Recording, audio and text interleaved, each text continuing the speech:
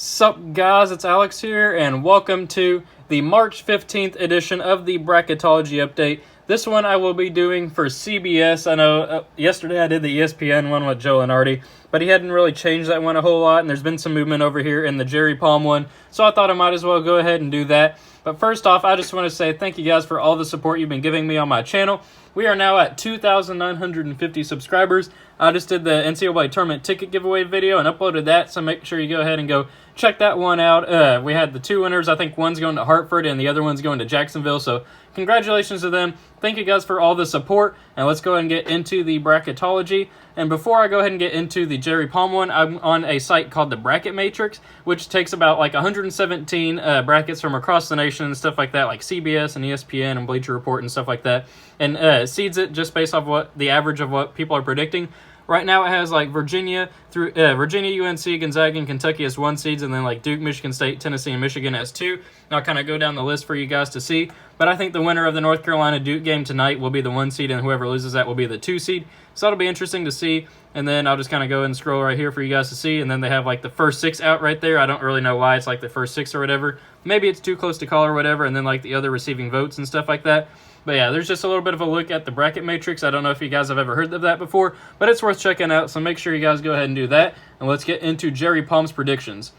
So I'm going to go ahead and do the bubble for him real quick.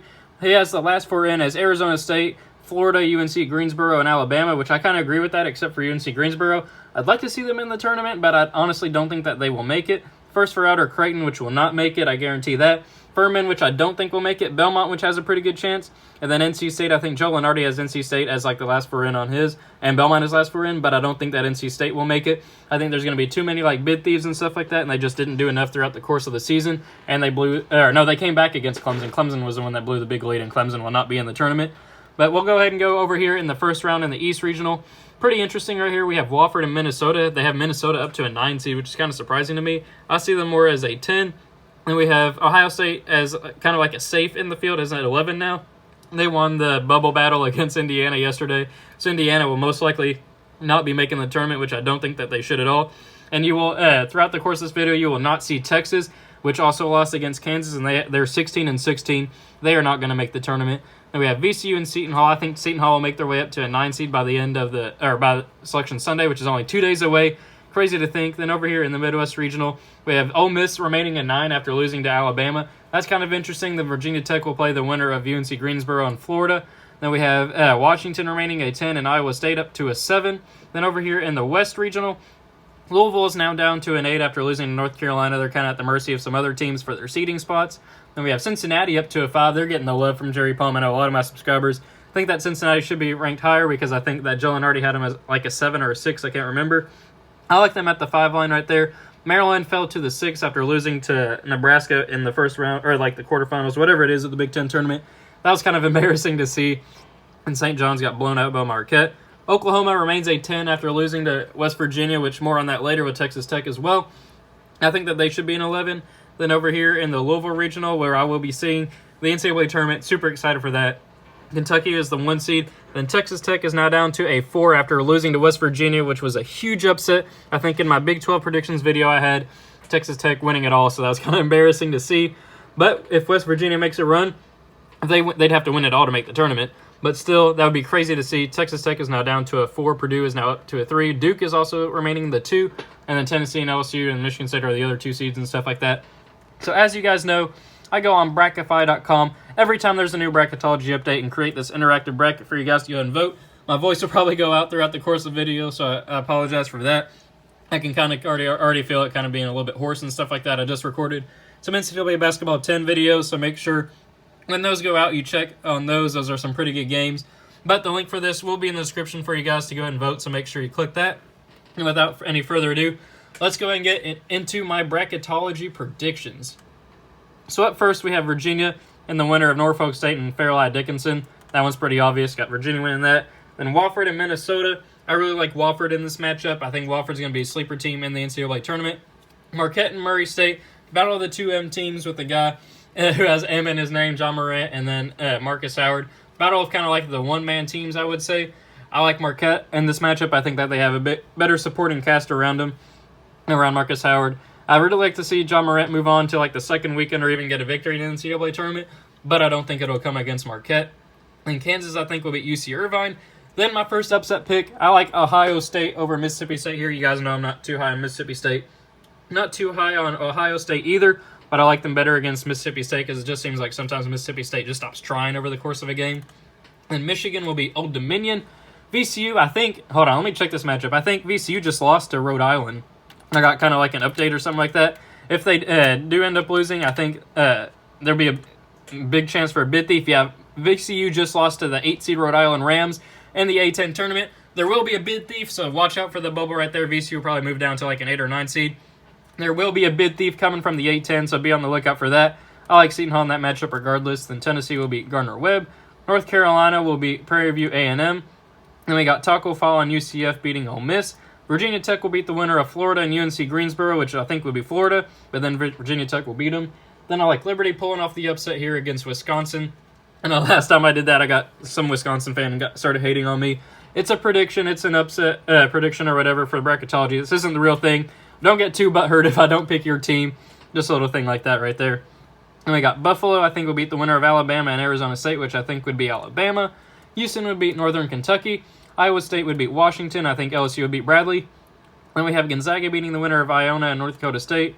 Then I think that Louisville will beat Baylor. And Cincinnati will beat New Mexico State. Kansas State will beat Vermont.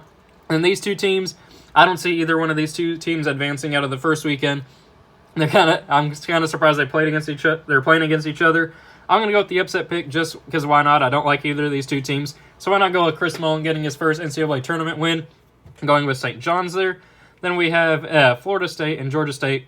Florida State's definitely winning that matchup. They're now up to a 3 seed, I forgot to mention, after beating Virginia Tech on the buzzer beater in the ACC tournament yesterday. Then I think that Auburn would beat Oklahoma, and then Michigan State would beat Montana. And we have Kentucky beating Sam Houston State. Syracuse, I think, would beat Utah State, who struggled against, who was it? I can't remember who they struggled against. It was somebody bad in their conference tournament. Then we have Nevada beating St. Mary's. Texas Tech beating Northeastern. Villanova, I think, would beat TCU, who I don't think deserves to be in the tournament, but they'll be in the tournament. And we got Purdue beating Harvard. Temple, I think, will upset Iowa. And we have Duke beating Colgate. Then for a spot in the Sweet 16, why not go with the upset that I predicted 2 days ago when I did the CBS Bracketology? Why not go with it again? Why not have Wofford beat Virginia? And then we have Kansas, I think, will beat Marquette here. I know I haven't been a huge fan of Kansas, but I think they'll be able to shut down Marcus Howard. I think they move on to the Sweet 16.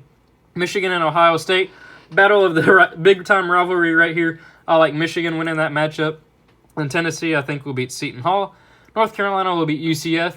Virginia Tech, I think, would beat Liberty. Houston would beat Buffalo. And then I think that Iowa State would pull off the upset here against LSU. Gonzaga will beat Louisville. Then we have Cincinnati, I think, would beat Kansas State. Kansas State will be missing, I think, will be missing Dean Wade. I know he's out for the Big 12 tournament. Not sure about the NCAA tournament, but if he's not there, I like Cincinnati winning this one. Then we have Florida State beating St. John's and Michigan State beating Auburn. Kentucky will beat Syracuse. Texas Tech, I think, would beat Nevada. I know Texas Tech just lost to Virginia, but you got to look at the body of work over the course of the season. I think Jarrett Culver and Texas Tech get the victory there. Then Purdue, I think, would beat Villanova, and then Duke would beat Temple. Then for a spot in the Elite Eight, Kansas and Wofford. Why not go with the upset prediction? Keep it going. Fletcher, McGee, and Wofford. Why not put them in the Elite Eight? Tennessee, I think, would beat Michigan. Battle of the ACC teams right here. I got North Carolina beating Virginia Tech. Then Houston, I think, would beat Iowa State. Gonzaga would beat Cincinnati. Then I'm going to go with Michigan State here. I think they're going to have Nick Ward back in time for the NCAA tournament. He might be back in time for the Big Ten tournament.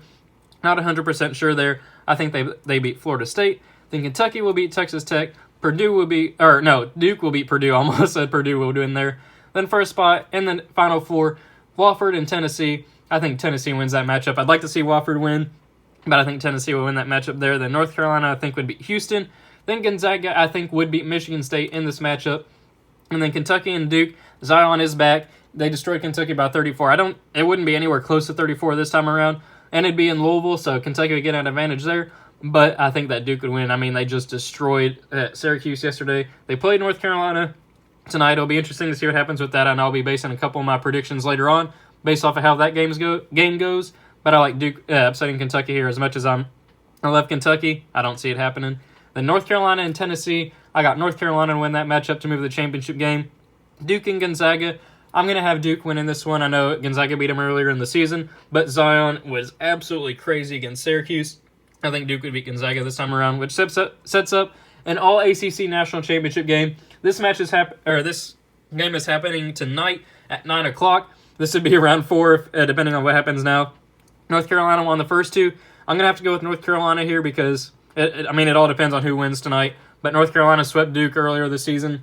So why not go with North Carolina? Why not go with the recent history? I think North Carolina wins that matchup and wins the national championship. So thank you guys for watching. Hopefully you enjoyed it. My voice is kind of going out. That's why I kind of hurried up the video a little bit. Leave your comments and thoughts leave your thoughts and predictions in the comments section below. Thank you guys for watching. Hope you enjoyed it. Be sure to check out the rest of my bracketology videos, and I will see you all later.